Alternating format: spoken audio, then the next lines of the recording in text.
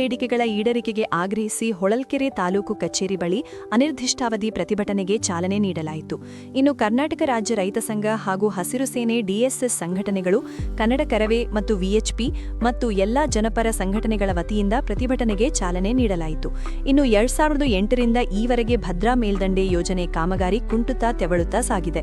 ವರ್ಷದಲ್ಲಿ 2-3 ಬಾರಿ ರಾಜಕಾರಣಿಗಳು ನೀರು ಹರಿಸುವ ಹುಳ್ಳು ಭರವಸೆಗಳನ್ನು ಜನರಲ್ಲಿ ಬಿಕ್ಕುತ್ತಾ ವಂಚಿಸುತ್ತಿದ್ದಾರೆ.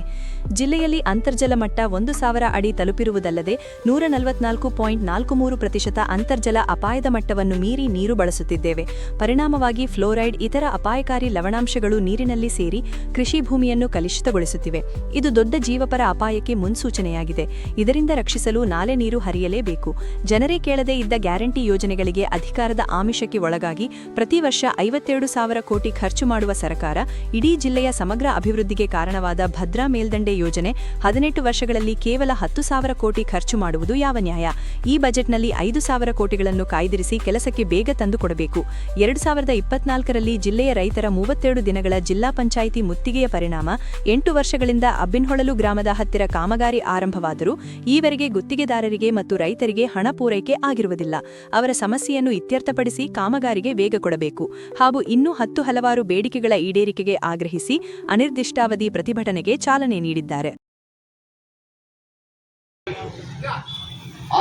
ಆರೋಗ್ಯಕ್ಕೆ ಮಾರಕವಾದಂತಹ ಫ್ಲೋರೈಡ್ ಮತ್ತಿತರ ಲವಣಾಂಶಗಳು ಭೂಮಿಯ ಆಳದಲ್ಲಿ ಹುದುಗಿದವೆ. 60, 70, 80 ಅಡಿಯ ಕೆಳಗೆ ಹುದುಗಿದೆ.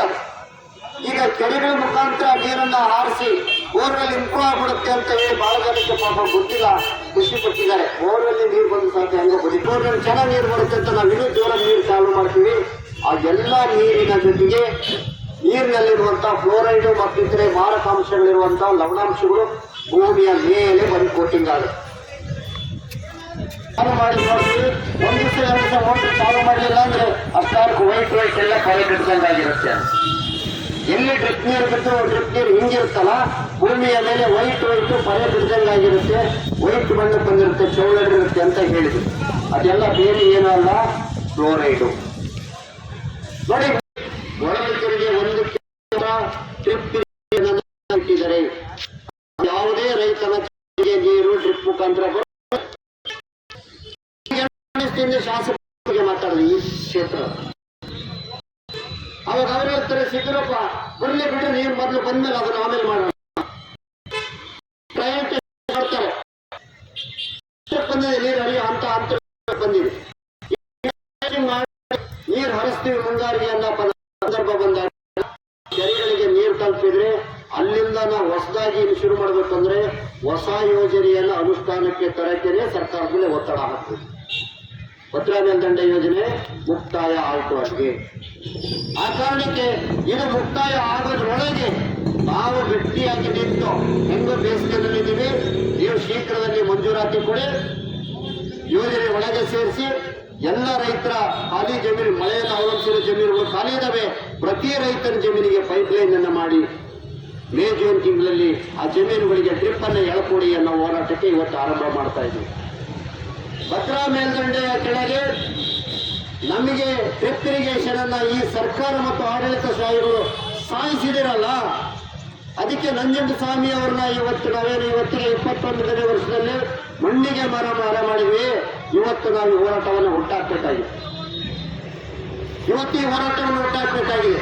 ಏನಕ್ಕೇನೇ ಆಗಲಿ ನಾವೆಲ್ಲರೂ ಕೂಡ ಪ್ರತಿ ರೈತರ ಜಮೀನಿಗೆ ನೀರು ಹರಿಯಲೇಬೇಕು. ಇಲ್ಲಿ ಯಾವುದೇ ಜನವರ್ಗ, ಜಾತಿ ವರ್ಗ, ಮೇಲು ಕೀಳು, ಸಣ್ಣವರು, ದೊಡ್ಡವರು, ಜಮೀನ್ದಾರರು, ಅರ್ಧ ಎಕರೆ, ಸಣ್ಣ ರೈತರು, ಯಾವುದೂ ವಿಚಾರ ಬೇಡ. ನಮಗೆ ನೀರು ಒಂದೇ ಬೇಕಾಗಿರೋದು. ಯಾಕೆಂದ್ರೆ ನೀರಿನಲ್ಲಿ ಈಗ ಆಗಿರುವಂತಹ ಮೋಸವನ್ನ ಮುಂದೆ ಎಂದೂ ಕೂಡ ಸರಿಪಡಿಸಿಕೊಳ್ಳಿಕ್ಕೆ ಸಾಧ್ಯ ಇಲ್ಲ. ಯಾಕೆಂದ್ರೆ ನಮ್ಮನ್ನ ಕೇವಲ ಅರ್ಧ TMCFT ನೀರಿಗೆ ನಮ್ಮ ಯೋಜನೆಯನ್ನು ಹೊಳಲ್ಕೆರೆ ತಾಲೂಕಿಗೆ ಮುಕ್ತಾಯ ಮಾಡಿದ್ದಾರೆ. ಈಗ ಹೊಸ ಅಲೋಕೇಶನ್ ಅನ್ನು ತಗೋಬೇಕು. ತಪ್ಪು ಮಾಡಿರೋದು ಸರ್ಕಾರ ಮತ್ತು ಸರ್ಕಾರಿ ವ್ಯವಸ್ಥೆಗಳು. ನೀವು ಹೇಗೆ ಸರಿ ಮಾಡ್ತೀರಿ ನಮಗೆ ಗೊತ್ತಿಲ್ಲ. ಎಲ್ಲಿಂದ ಅಲೋಕೇಶನ್ ಅನ್ನು ಅಲರ್ಟ್ ಮಾಡಿಕೊಡ್ತೀರಿ ನಿಮಗೆ ಬಿಟ್ಟಿದ್ದು.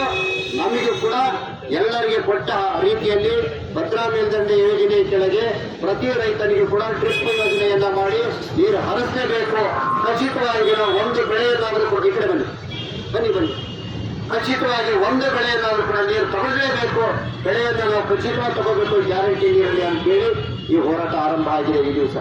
ಆದ್ರಿಂದ ವರದಿ ಪ್ರೇಮ್ ನಮ್ಮ ಚಾನಲ್ ಅನ್ನು ಫಾಲೋ ಮಾಡಿ, ಸುದ್ದಿ ಶೇರ್ ಮಾಡಿ, ಸಬ್ಸ್ಕ್ರೈಬ್ ಹಾಗೂ ಲೈಕ್ ಮಾಡಲು ಮರೆಯದಿರಿ. ಸಿ ಟೌನ್ ನ್ಯೂಸ್ ಧನ್ಯವಾದಗಳು.